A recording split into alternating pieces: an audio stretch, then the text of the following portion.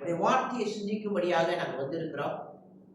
பரிசுத்த ஆவியானுடைய பிரசன்னம் இந்த பிரசங்கத்தில் இருக்கும்படியாக எங்களுடைய இருதயத்தில் இந்த பரிசுத்த பிரசங்கம் பிரசங்கிக்கும்படியாகவும் எங்கள் உள்ளத்திலே பேசும்படியாகவும் நாங்கள் கேட்கிறோம். ஆண்டவரே கர்த்தாவே, நீ எங்களோடு பேசவில்லை என்றால் இதோ நாங்கள் வெறுமையாகத்தான் இந்த இடத்தை விட்டு நான் போக முடியும். ஆண்டவரே, நீ எங்களோடு பேசக்கூடுமானால் ஜீவனுள்ள தேவன் எங்களோடு இருக்கிறார் என்ற அந்த நம்பிக்கையோடு நாங்கள் புறப்பட்டு போவோம். ஆண்டவரே, இந்த நாளை ஆசீர்வதித்து இந்த வார்த்தை எங்களோடு பேசி நாங்கள் நடக்க வேண்டிய வழி, போக வேண்டிய தூரத்தை எங்களுக்கு காண்பிக்கும்படியாக சொல்லிக்கிறோம்.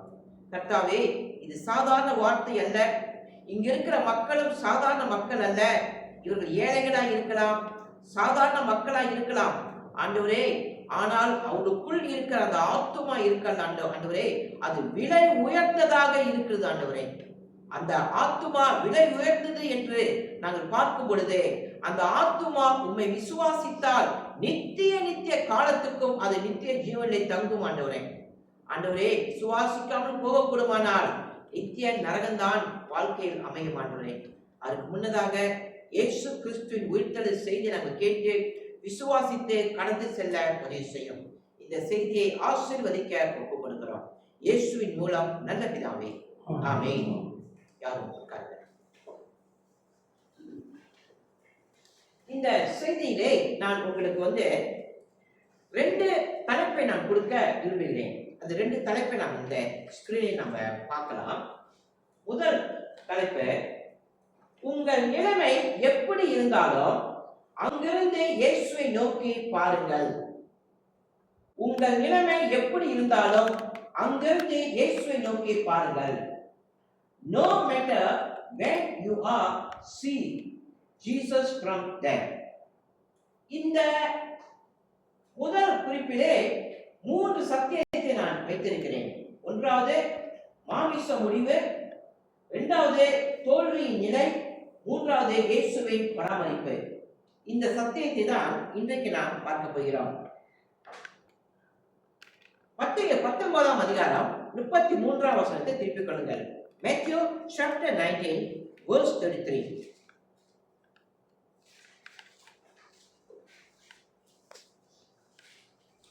அவர்கள் இயேசுவிடத்தில் வந்து அவர் மரித்திருக்கிறதை கண்டு அவருடைய கால் எலும்புகளை முறிக்கவில்லை.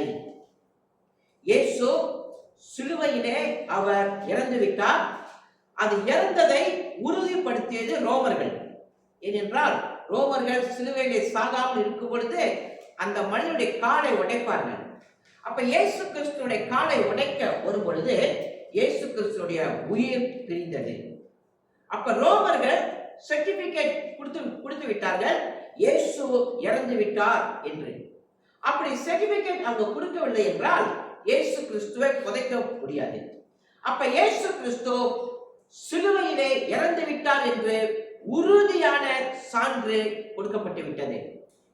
21ஆம் அதிகாரம் வசனம் 1. John chapter 21 verse 1.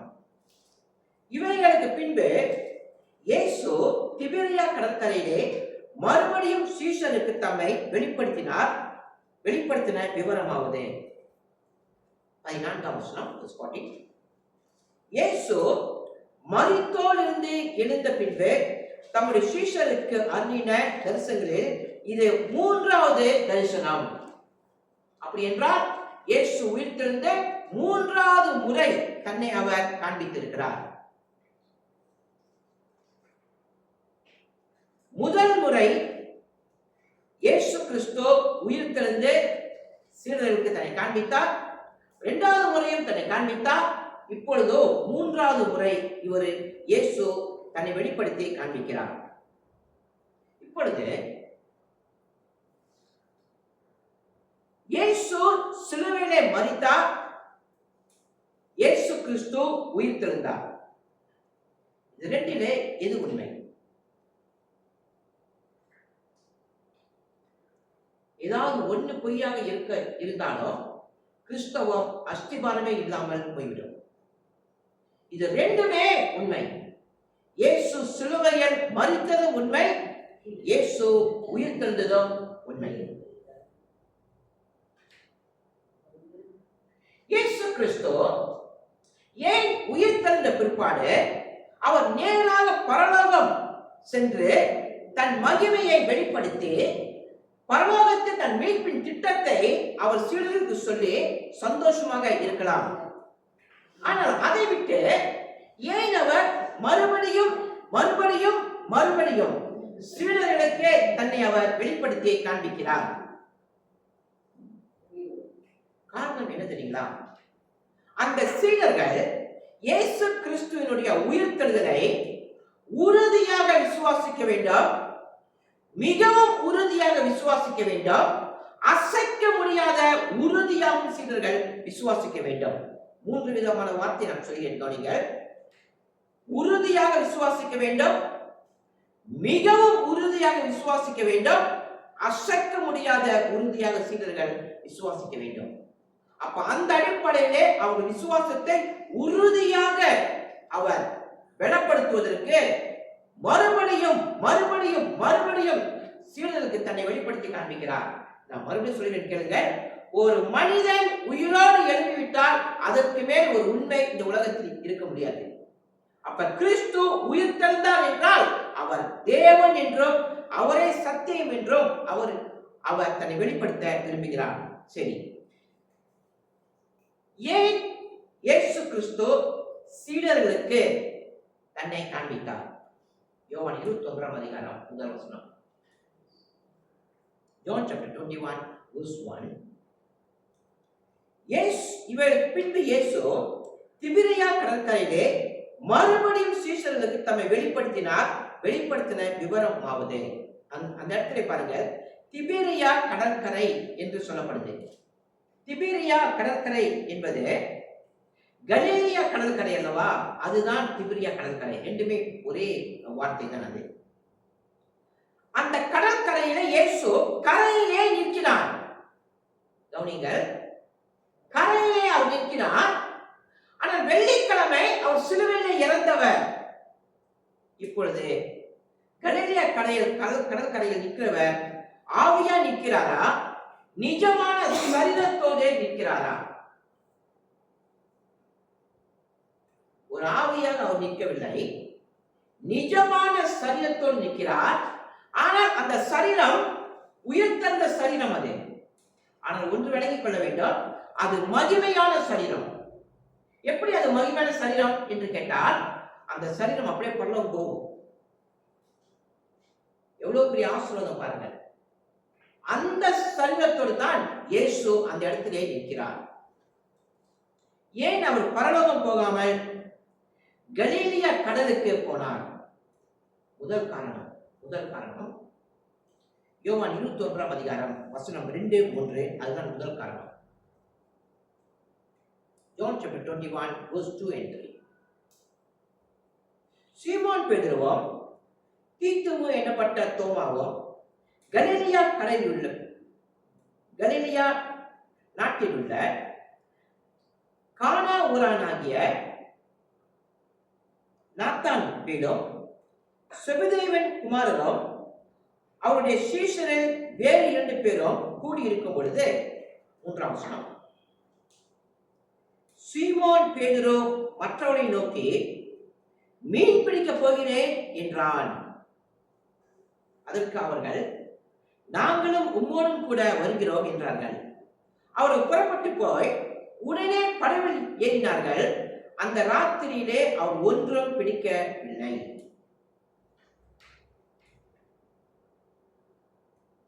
பேதுரு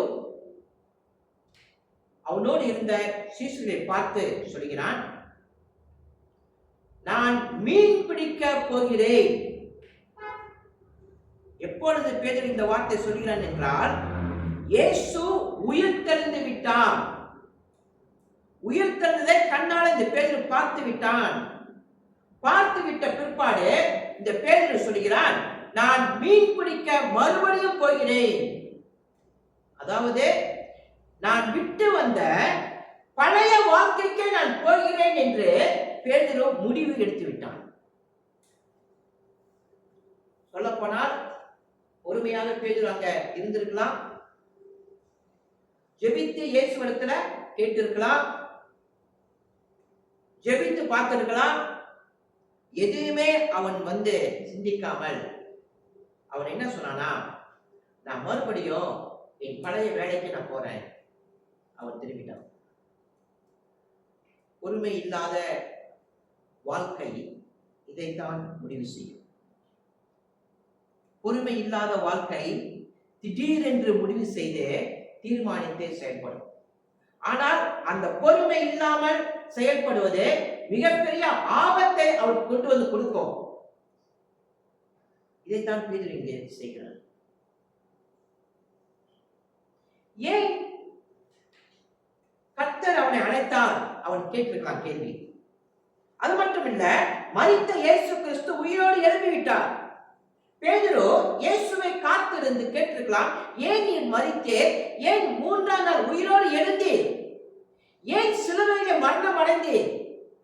இது எல்லாம் அவன் கேட்டிருக்கலாம். பேதுரு இயேசுவிடத்திலே எதையுமே கேட்காமல் பழைய நிலைமைக்கே அவன் திரும்புகிறான்.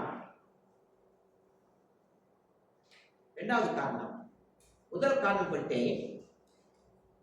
21ஆம் அதிகாரம் 2ஆம் வசனம் 3ஆம் வசனம் பேதுரு சொல்கிறான், நான் மீன் பிடிக்க போகிறேன். இதுதான் முதல் காரணம். இரண்டாவது காரணம், இயேசு ஏன் கலிலேயா கடலில் நின்றார்? அடுத்ததாக ஏன் பேதுரு இந்த முடிவை எடுத்தான்? இந்த 2 காரணத்தையும் நாம் 3 சத்தியத்திலே விளக்கப் போகிறோம். என்ன அந்த 3 சத்தியம்? இதைத்தான் நீங்கள் பார்க்கலாம். 3 சத்தியம் அந்த பகுதியில் இருக்கு. 2ஆம் வசனம் 3ஆம் வசனத்திலே என்ன அது சத்தியம் என்று கேட்டால், அது பாருங்க, இருக்கு பாருங்க. மாமிச முடிவு, இரண்டாவது தோல்வியின் நிலை, மூன்றாவது இயேசுவின் பராமரிப்பு. இந்த 3 சத்தியமும் இந்த பகுதியிலே காணப்படுகிறது. சரி, 2ஆம் வசனம் 3ஆம் வசனம் பாருங்கள். யோவான் 21ஆம் அதிகாரம் வசனம் 2, 3. சீமோன் பேதுருவும் தீத்துவு எனப்பட்ட தோமாவும் கலிலேயா நாட்டில் உள்ள கானா ஊரானாகிய நாத்தான்வேலும் செபதேவின் குமாரரும் அவருடைய சீஷரில் வேறு 2 பேரும் கூடியிருக்கும் போது சீமோன் பேதுரு மற்றவரை நோக்கி, மீன் பிடிக்க போகிறேன். பேதுரு சொல்கிறான், நான் மீன் பிடிக்க போகிறேன். இந்த முடிவுதான் மாமிசமான முடிவு அவன் எடுத்தான். இந்த மாமிசமான முடிவு என்ன தெரியுங்களா? சொந்தமாக முடிவு எடுப்பது. அந்த சொந்தமான முடிவை இவன் எடுத்து விட்டான். என்ன சொல்கிறான் தெரியுங்களா? நான் விட்டு வந்த என் பழைய படகு இருக்கிறது, அந்த படகை நான் நோக்கி அந்த படகை நான் எடுத்து மீன் பிடிக்க போகிறேன். நான் விட்டு வந்த பழைய வேலை இருக்கிறது, அங்கு நான் போகிறேன். நான் மீன் பிடிக்கிற வலையை விட்டு வந்திருக்கேன், அந்த வலையை எடுத்துக்கொண்டு நான் மீன் பிடிக்க போகிறேன். அது மட்டுமல்ல, அவனுடைய சிந்தனை என்ன? எனக்கு நன்றாக மீன் பிடிக்க தெரியும், என்னால முடியும், நான் பழைய வாழ்க்கைக்கு திரும்புகிறேன். இதுதான் அவன் நம்புகிறான். அவனுடைய சுய பலத்தை நம்புகிறான். மாமிசமான முடிவை தன் வாழ்க்கையில துணிந்து எடுத்தான். முடிவு என்ன? மாமிசத்தினால எடுத்த முடிவு என்ன? சுய பலத்தினால எடுத்த முடிவு. அது என்ன? எங்க போய் முடிந்தது? அதுதான் 2வது பாருங்க, தோல்வியின் நிலை. 3ஆம் வசனத்தை பாருங்கள். யோவான் 21ஆம் அதிகாரம் வசனம் 3. சீமோன் பேதுரு மற்றவரை நோக்கி, மீன் பிடிக்க போகிறேன் என்றான். அதற்கு அவர்கள், நாங்களும் உம்மோடு கூட வருகிறோம் என்றார்கள். அவர்கள் புறப்பட்டு போய் உடனே படவில் ஏறினார்கள். வசனம் தெளிவாக சொல்லுகிறது, நன்றாக கவனிங்கள் அந்த வசனத்தை. அந்த ராத்திரியிலே அவர்கள் ஒன்றும் பிடிக்கவில்லை. என்ன நடந்தது? தோல்வியின் நிலை. ஒன்றும் அகப்படவில்லை. பேதுரு சொன்னான், எனக்கு படகு இருக்கிறது, எனக்கு வலை இருக்கிறது, எனக்கு நன்றாக மீன் பிடிக்க தெரியும். அந்த ராத்திரியில ஒன்றுமே பிடிக்கவில்லை. சொல்ல போனால் எல்லாம் அவனை கைவிட்டது. கவனியுங்கள், அனுபவம் கைவிட்டது, திறமை கைவிட்டது, பழைய தொழில் கைவிட்டது. அனுபவசாலி கைவிடப்பட்டான், திறமசாலி கைவிடப்பட்டான். எல்லாம் என்னால முடியும் என்று சொன்னவன் மாமிச ரீதியிலே முடிவெடுத்த பிற்பாடு மிகப்பெரிய தோல்வியில் வந்து தன் வாழ்க்கையில் சந்திக்கிறான். இரவில் மீன் பிடிக்க சென்றவன் காலையில் வெறும் கையோடு வந்து நிற்கின்றான். என்ன காரணம்? மாமிசமான முடிவு தோல்வியில் அவனை வந்து நிறுத்தியது.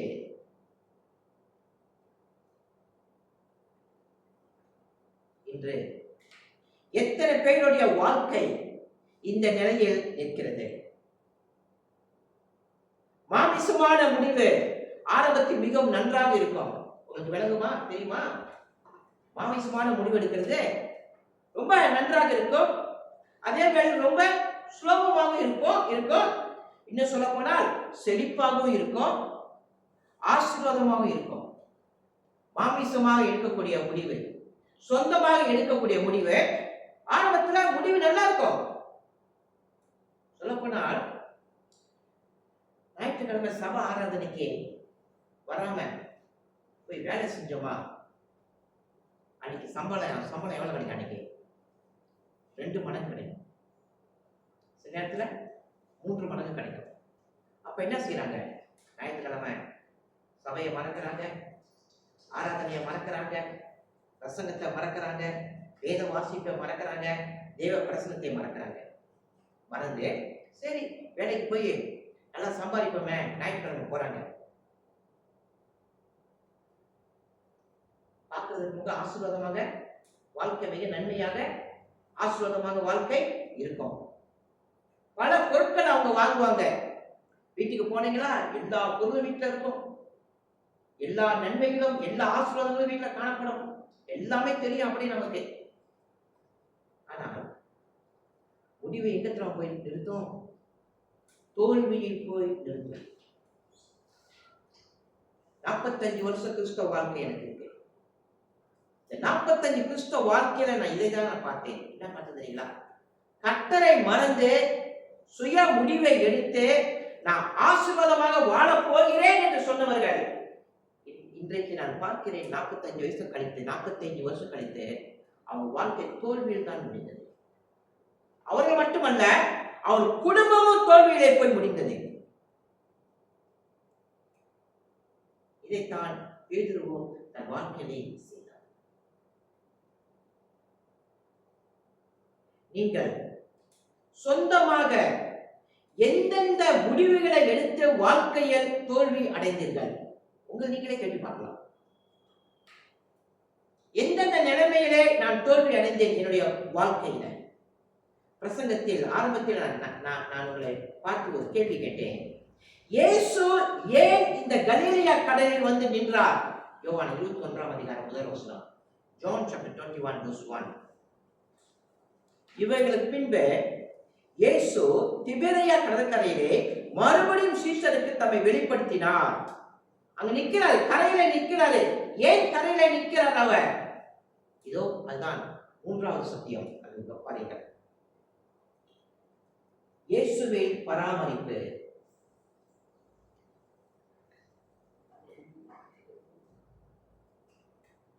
இயேசுவின் பராமரிப்பு. இயேசு ஏன் பரலோகத்துக்கு போகாமல் கலிலேயா கடலில் வந்து அங்கு நிற்கிறான் என்றால், சீடர்கள் இரவு முழுவதும் மீன் பிடிக்க போயிருக்கிறார்கள். அவருக்கு தெரியும். காலையிலே ஒன்றும் இல்லாமல் அவர்கள் வருவார்கள், இயேசுவுக்கு தெரியும். தோல்வியோடு நிற்பார்கள், இயேசுவுக்கு தெரியும். வெறுமையோடு நிற்க போகிறார்கள், இயேசு அறிந்திருக்கிறார். கவலையோடு, வேதனையோடு, துக்கத்தோடு அவர்கள் நிற்க போகிறார்கள், இயேசுவுக்கு தெரியும். இந்த கால வேளையில் எத்தனை பெயர் தோல்வியோடு வந்து நிற்கிறீங்க? எத்தனை பேர் வெறுமையோடு இங்க வந்து நிற்கிறீங்க? எத்தனை பேர் கவலையோடு வந்து நிக்கிறீங்க, வேதனையோடு துக்கத்தோடு வந்து இங்க நிக்கிறீங்க. இயேசு கிறிஸ்து அவர் எல்லாவற்றையும் அறிந்திருக்கிறார். அது எல்லாவற்றையும் அவர் தெரிந்திருக்கிறார். அவருக்கு தெரியும், அவருக்கு எல்லாவற்றையும் அவர் அறிந்திருக்கிறார். அறிந்ததுனால தான் இயேசு கிறிஸ்து அவர்களை பராமரிக்க வேண்டும் என்று கலிலேயா கடலின் கரையிலே வந்து அவர் நிற்கிறார். இயேசுக்கு தெரியும், அவர்கள் மாமிசமான முடிவை எடுத்து விட்டார்கள் வாழ்க்கையில். இயேசுக்கு தெரியும். இந்த அருமையான கால வேளையில எத்தனை பேர் இங்க மாமிசமான முடிவை எடுத்திருக்கீங்க? சுயமான முடிவு எடுத்திருக்கீங்க. இயேசுக்கு தெரியும். அந்த மாமிசமான முடிவை எடுத்திருந்தால் அது தோல்வியில் தான் போய் நிறுத்தும். ஆனால் ஆரம்பத்தில் நல்லா இருக்கும் அந்த முடிவு. ஆனா முடிவு அது பயங்கர தோல்வியில போய் நிறுத்தும்.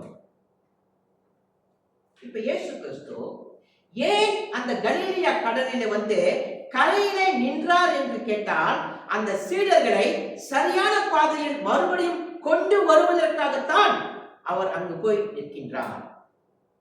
இதை நீங்களும் எத்தனையோ முறை உங்கள் வாழ்க்கையிலே மாமிசமான முடிவை எடுத்து வாழ்க்கையை சந்தித்திருக்கலாம். ஆனால் உங்களை சரியான பாதையில் மறுபடியும் கொண்டு வருவதற்காக இயேசு உங்களை மறுபடியும் இந்த சபைக்கு அழைத்து வந்திருக்கிறார். மறுபடியும் கர்த்தர் இந்த ஆராதனைக்கு உங்களை அழைத்து வந்திருக்கிறார். ஏன் தெரியுங்களா? சரியான முடிவை நாம் எடுக்க வேண்டும். இதோ இயேசு கிறிஸ்து வியாழக்கிழமை ராத்திரியிலே சீடர்களுக்கு ஒரு மறக்க முடியாத ஒரு சத்தியத்தையும் ஒரு வாக்கு தத்துவமும் கொடுக்கிறார். அவருக்கு மட்டுமல்ல, அது நமக்கும் கொடுக்கிறார், என்றென்றைக்கும் கொடுக்கிறார். அது என்ன வார்த்தை? யோவான் 15ஆம் அதிகாரம் வசனம் 15. John chapter 15 verse 5.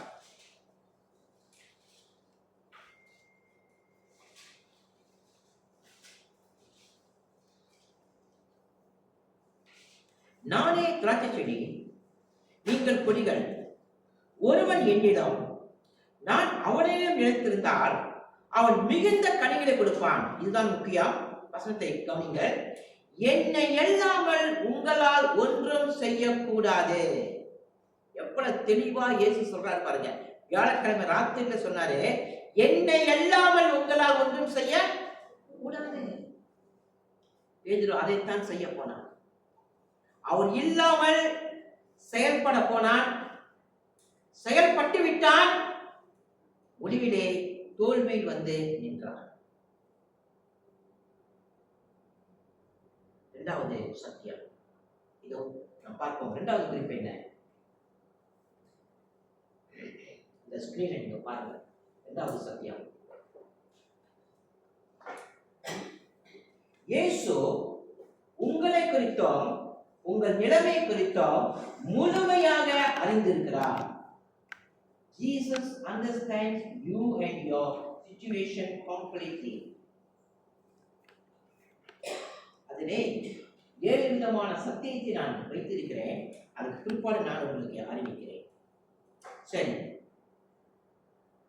இந்த இரண்டாவது சத்தியத்தில் நான் பார்க்க போகிறது என்னவென்றால், வெள்ளிக்கிழமை இயேசு சிலுவையிலே இறந்தார். யோவான் இந்த 21ஆம் அதிகாரம் எழுதும் பொழுது ஒரு இறந்து போனவரை பற்றி அவன் இங்கு எழுத வரவில்லை. ஒரு தோல்வி அடைந்தவரை பற்றி யோவான் இந்த அதிகாரத்தில் எழுதி 21ஆம் அதிகாரம் நான் முடிக்க போறேன்னு சொல்லி அப்படி முடிக்கல. இந்த 21ஆம் அதிகாரம் ஒரு தோல்வி அடைந்தவர், இறந்து போனவர், அவரை பற்றி எழுதி இந்த அதிகாரம் யோவான் முடியவில்லை. யோவான் 21ஆம் அதிகாரமும் 20ஆம் அதிகாரமும் இயேசுவின் உயிர்த்தெழுதலை குறித்து எழுதவில்லை என்றால் இந்த அதிகாரம் எப்படி முடியும்? ஒரு தோல்வியோடு தான் முடியும், ஒரு துக்கத்தோடு தான் முடியும். இயேசு உயிர்த்தெழவில்லை என்றால் இந்த அதிகாரம் ஒரு வெறுமையாக முடியும். அப்ப யோவான் இந்த 20ஆம் அதிகாரமும் 21ஆம் அதிகாரமும் எழுதும் பொழுது தோல்வி அடைந்தவர்கள் குறித்தோ துக்கப்படுபவர்களை குறித்தோ வெறுமையானவரை குறித்தோ எழுதவில்லை, உயிர்த்தெழுந்தார் அவரை குறித்து எழுதுகிறான். இந்த 21ஆம் அதிகாரத்திலே மரித்தவர் உயிர்த்தெழுந்தார் அவரை குறித்து எழுதுகிறான். உயிர்த்தெழுந்தவர் வல்லமையானவர். அவர் வாயிலிருந்து புறப்பட்ட வார்த்தை எவ்வளவு வல்லமையானது இந்த பகுதியில் நாம் பார்க்கலாம். அவரை குறித்து தான் யோவான் இந்த பகுதியிலே எழுதுகிறான். இயேசு உயிர்த்தெழுந்தார். உயிர்த்தெழுந்தார் எவ்வளவு வல்லமையுள்ளவர் என்பதை 7 அடிப்படையில் நாம் பார்க்கலாம். அவர் உயிர்த்தெழுந்ததை குறித்து 7 அடிப்படையிலே. சரி, கவனிங்க. இயேசு உயிர்த்தெழுந்த பிற்பாடு சகல வல்லமையும் அவரிடத்திலே இருக்கிறது. அவரு என்ன செய்திருக்கலாம்னு கேட்டா, நான் உலகத்தை படைக்கும் பொழுது நட்சத்திரங்களை படைச்சிட்டு வந்தேன், போய் அதான் போய் பார்த்துட்டு வரேன், எத்தனை நட்சத்திரத்தை படைச்சிருக்கேன், அதுக்கெல்லாம் பேரிட்டு இருக்கேன், அதான் எப்படி இருக்குன்னு சரியா? அல்லது பரலோகத்தை விட்டு வந்திருக்கிறேன், 33 வருஷம் ஆச்சு விட்டு வந்தேன், நான் போய் மறுபடியும் போய் அதை போய் பார்க்க போறேன், அதை போய் பார்த்துருக்கலாம். பரலோகத்துக்கும் போகாம உலகத்தினுடைய படைப்பையும் போய் பார்க்காமல் இரவு முழுவதும் மீன் பிடிக்க சென்றார்களே, அந்த காலையில ஒன்றும் இல்லாமல் வந்தார்களே, அவர்களுடைய தேவைகளை சந்திக்க அவர் போகிறார். பரலோகத்துக்கு போல உலக படைப்புகளை போய் பார்க்கல, யாரை போய் சந்திக்கிறார்? தோல்வி அடைந்து வெறுமையாக வந்து காலையில நிற்கிறார்களே, அவர்களை சந்திக்க போகிறார். அதைத்தான் 7 அடிப்படையிலே நான் இங்கு பிரித்து வைத்திருக்கிறேன். 5ஆம் வசனத்திலிருந்து 12ஆம் வசனம் வரைக்கும் இந்த சத்தியத்தை நீங்கள் பார்க்கலாம். பாருங்க, 7 அடிப்படை. 1வது வசனம் 5, புசிக்கிறதற்கு ஏதாயிலும் உங்களிடத்தில் உண்டா? ஏசு கேட்கிறாரு அவங்களை பார்த்து, ஏதாவது இருக்கா சாப்பிடுறதுக்கு? இருந்துச்சா ஏதாவது? ஒண்ணுமே இல்லை. தோல்வியில் வந்து நிக்கிறாங்க. இயேசு கேட்கிறாரு. இரண்டாவது இயேசு சொல்றாரு, வலது புறமாக வளைய போடுங்கள். 6வது வசனத்துல அவர் சொன்ன வார்த்தை என்ன? என்னை இல்லாமல் உங்களால் ஒன்றும் செய்ய கூடாது. அவர் இல்லாமல் செயல்பட போனார்கள், வெறுமையாக திரும்பினார்கள். இப்பொழுது இயேசு சொல்கிறார், வலது புறமாக வளைய போடுங்கள். இப்ப இயேசு கிறிஸ்து சொல்கிறார், அவருக்கு கீழ்ப்படிங்க. 3வது, அப்பொழுது உங்களுக்கு அகப்படும். வாக்குத்தத்தம் கொடுக்கிறாரு, நான் சொல்லுகிறபடி செய்யுங்க, கீழ்ப்படியுங்க, உங்களுக்கு அகப்படும். 4வது, கரி நெருப்பு போடப்பட்டு இருந்தது.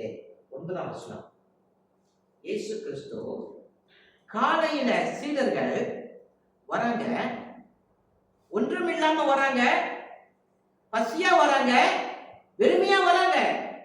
இயேசு அவர் வருவதற்கு முன்னதாக அவளுக்கு காலையில நெருப்பு போட்டு மீன் வச்சு அங்க கொடுக்கிறாங்க, சாப்பாடு ஆயத்தப்படுத்தி அவங்க வைத்திருந்தார்.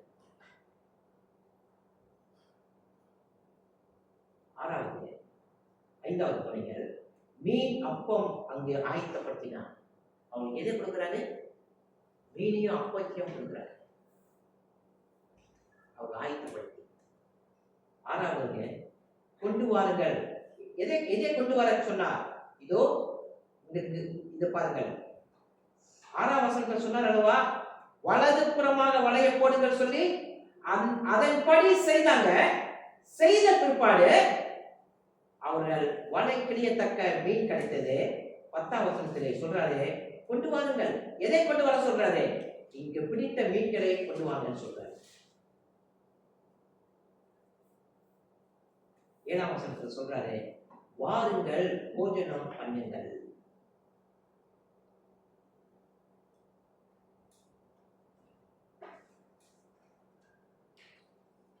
வெள்ளிக்கிழமை இறந்தவர் 3ஆம் நாளில் உயிரோடு எழும்பினவர், உயிர்த்தெழுந்த வல்லமையோடு இருக்கிறவர். என்ன செய்யணும் அவர் தெரியுங்களா? உயிர்த்தெழுந்த பிற்பாடு பரலோகத்துக்கும் இந்த பூமிக்கும் நடுவுல ஒரு நாற்காலி போட்டு சேர் போட்டு உட்காரணும். எல்லாரும் இப்படி பார்க்கணும். அவரை எங்க எங்க நடுவானத்துல அவர் நாற்காலி சேர் போட்டு உட்கார்ந்து இருக்கணும். பரலோகத்துள்ள தேவத்துல அத்தனை பேர் வந்து என்னை ஆராதிக்கணும்னு சொன்னோம். இந்த பூமியில இருக்கிற அத்தனை பேர் என்னை நோக்கி பாருங்க, நான் தான் தேவன் என்று சொன்னோம். ஆனா அவர் என்ன செய்யறாரு? இதே செய்யறா 7 காரியங்களையும் அவர் செய்து கொண்டே இருக்கிறார். இதை காண்பிக்கிறேன். சீடர்கள் தோல்வி அடைந்தார்கள். தோல்வி அடைந்தவர்களை மறுபடியும் போய் சந்தித்து அவருடைய அன்றாட தேவைகளின் மேல் அவர் அக்கறை உள்ளவராக அவர் இருந்து அவர்களை போஷிக்கிறார். என்ன பார்க்கிறோம்? அவருடைய இரக்கத்தை பார்க்கிறோம், அவருடைய அன்பை பார்க்கிறோம், அவருடைய கிருபையை பார்க்கிறோம். இங்கே அதே வேளையில் அவருடைய தாழ்மையும் நாம் இங்கு பார்க்கிறோம். மகிமையாக உயிர்த்தெழுந்தார், ஆனால் மனிதனாக அவர் செயல்படுகிறார், தேவனாகவும் அங்கு செயல்படுகிறார். கவனிச்சு பாருங்க. மகிமையான தேவன் பரலோகத்தை போறதை விட்டு சீடர்களோடு கனேலியா அந்த கடலோடு அந்த சாதாரண மக்களோடு கூட அவர் இருக்கிறார். உயிர் தெழுவதற்கு முன்னதாக எப்படி தாழ்மையா இருந்தாரோ உயிர் தெழுந்த பிற்பாடும் அதே தாழ்மையாகவே இருக்கிறார். அங்குதான் இயேசுவோட 2 தன்மை, ஒரு தெய்வ தன்மை, ஒரு மனித தன்மை, 2 தன்மையும் அவர் வாழ்க்கையிலே காணப்பட்டது. உங்களை குறித்து முழுமையாக இயேசு அறிந்திருக்கிறார். உங்களை குறித்து என்ன செய்ய, எங்க இருந்தாலும் சரி, எங்க இருந்தாலும் சரி, இயேசுவை நோக்கி பாருங்க, இயேசுவை நோக்கி பாருங்க. இந்த காலை வேளையில் கூட 3 சத்தியத்தை நாம் கற்றுக்கொண்டே முடிப்போம் இந்த பகுதியில. முதல் சத்தியம் என்ன? நாம் கற்றுக்கொள்ளக்கூடிய பாடம் என்ன? இயேசு சீடர்களுக்கு மறுபடியும் மறுபடியும் மறுபடியும் தன்னை உயிர்த்தெழுந்தார் என்று காண்பித்தார். ஏன் தெரியுங்களா? அவர்கள் விசுவாசத்தை உறுதியாகவும், மிகவும் உறுதியாகவும், அசைக்க முடியாத உறுதியாகவும் சீடர்கள் மாற வேண்டும் என்பதற்காக. விளங்குதுங்களா அன்பானவர்களே? ஒவ்வொரு வாரமும் நாம் தேவனின் வார்த்தை கேட்கும்படியாக சபைக்கு வருகிறோம். சபையின் ஆராதனையில பங்கு கொள்கிறோம். எல்லா விதமான பாடலும் பாடி கர்த்தரை நாம் துதிக்கிறோம். உங்கள் விசுவாசம் உறுதியா இருக்குதா? உங்கள் விசுவாசம் அசைக்க முடியாததாக இருக்குதா? கர்த்தர் மேல் உங்கள் விசுவாசம், கர்த்தர் மேல் உங்களுடைய கீழ்ப்படிதல், கர்த்தர் மேல் உங்களுடைய வாழ்க்கை அது உறுதியா இருக்கா? அது அசைவில்லாமல் இருக்குதா? அப்படி நம்முடைய விசுவாச வாழ்க்கையும் நம்முடைய கிறிஸ்தவ வாழ்க்கையும் வளரவில்லை என்றால் அதுக்கு காரணம் என்ன தெரியுங்களா? பேதுரு எடுத்தான மாமிசமான முடிவு. அந்த மாமிசமான முடிவை உங்கள் வாழ்க்கையிலே நீங்கள் எடுத்திருக்கீங்க. சொந்த முடிவை உங்கள் வாழ்க்கையில வைத்திருக்கீங்க. அப்படி யாராவது சொந்த முடிவை, சொந்த தீர்மானம், மாமிசமான முடிவை உங்கள் வாழ்க்கையில எடுத்திருந்தால் அதை சரிப்படுத்திக் கொள்ளுங்கள். ஏனென்றால் அந்த மாமிசமான முடிவை தோல்வியில் தான் போய் நிறுத்தும். 2வது பாடம், நாம் கற்றுக்கொள்ளக்கூடிய பாடம் என்ன? பேதுரு பழைய வாழ்க்கைக்கே திரும்பினான். ஏன் தெரியுங்களா? சொந்த முடிவை எடுத்ததினால். இந்த தவறை நாமும் செய்ய முடியும். மாமிசமான முடிவை நம்முடைய வாழ்க்கையில் எடுக்க முடியும். எப்பொழுது நாம் எடுப்போம்? துணிந்தே கவனிங்க, நன்றாக கவனிங்க. எப்பொழுது மாமிசமான முடிவை நாம் வாழ்க்கையில எடுப்போம் என்றால், ஆராதனை வாழ்க்கையில் குறையும் பொழுது. ஆராதனை வாழ்க்கையில குறையும் பொழுது மாமிசமான சொல்ல போனால் ஜெபம் குறையும் பொழுது, ஜெப வாழ்க்கை குறையும் பொழுது, வேத வாசிப்பு குறையும் பொழுது, விசுவாசிகளின் உறவு நமக்கு குறையும் பொழுது என்ன வந்து தெரியுங்களா? அப்பொழுதுதான் மாமிசமான முடிவெடுக்க வாழ்க்கையில துணிவோம். ஆகவே விசுவாச வாழ்க்கையை தேவன் நமக்கு கொடுத்திருக்கிறார். கொடுத்திருக்கிற வாழ்க்கை தவறாக மாமிசமான முடிவை எடுத்தீர்கள் என்றால் இந்த ஆவிக்குரிய வாழ்க்கை குறையும். மாமிசமான முடிவை எடுக்க ஆரம்பிச்சிடும். கடைசியாக சீடர்கள் கடலில் வெறுமையாக, கலிலேயா கடல் வெறுமையாக நிற்கிறாங்க, தோல்வியோடு நிற்கிறாங்க. அவருடைய அனுபவம் அவனை கைவிட்டது, அவருடைய திறமை கைவிட்டது. அனுபவசாலி கைவிடப்படுகிறான், திறமைசாலி கைவிடப்படுகிறான். ஆனால் இயேசு கரையிலே நிற்கிறார். எதற்காக நிற்கிறார் தெரியுங்களா?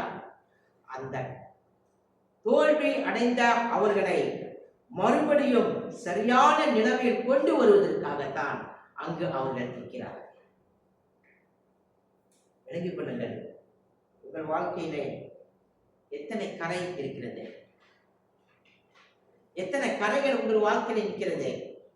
அதாவது எத்தனை தோல்விகள், எத்தனை தடைகள், எத்தனை வெறுமையான காரியங்கள் உங்கள் வாழ்க்கையில் இருக்கிறது?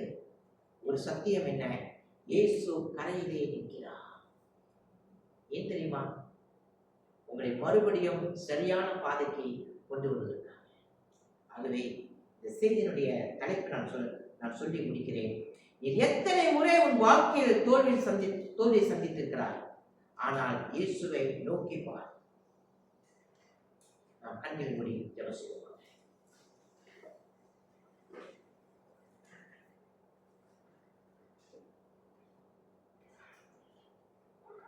நாம் ஜெபம் செய்வோம். யாரும் எழுந்து நிற்போமாக. அன்பின் பரலோகத்திலே இந்த நாளிலும் அப்பா, யோவான் ஆண்டு கர்த்தாவே மூலமாக எங்களுக்கு ஆண்டு கர்த்தாவே, ஒரு ஆண்டு கர்த்தாவே ஆவிக்குரிய வாழ்க்கையில் உள்ள முக்கியத்துவத்தை எங்களுக்கு நீர் ஆண்டை கர்த்தாவை கற்றுக் கொடுத்திருக்கிறீர்கள். ஆண்டவரே, நாங்கள் மாம்சத்தில் எடுக்கும் முடிவு அது எங்களுக்கு தோல்வி மட்டுமல்லாது நித்திய வாழ்வுக்கும் அது ஆண்டை கர்த்தாவே தடையாக இருக்கிறது. ஆண்டு இந்த நாளில் தகப்பனே அப்பா, நாங்கள் கேட்ட இந்த வசனம் எங்களுடைய இதயத்தில் நிலைத்திருக்க வேண்டும். ஆண்டவரே, எங்க ஆண்டவராய் இயேசு கிறிஸ்து அப்பா மக்களை பார்த்து மனுமகன் இந்த பூமிக்கு வரும்போது விசுவாசத்தை காண்பாரோ என்று ஆண்டை கர்த்தாவே வினவிய அந்த கேள்விக்கு நாங்கள் ஒரு கேள்விக்குறியாக இருக்கக்கூடாதப்பா. எந்த சூழ்நிலையிலும் எந்த நிலையிலும் நாங்கள் எங்கள் ஆண்டவராய் இயேசு கிறிஸ்துவை நோக்கி பார்ப்போம்.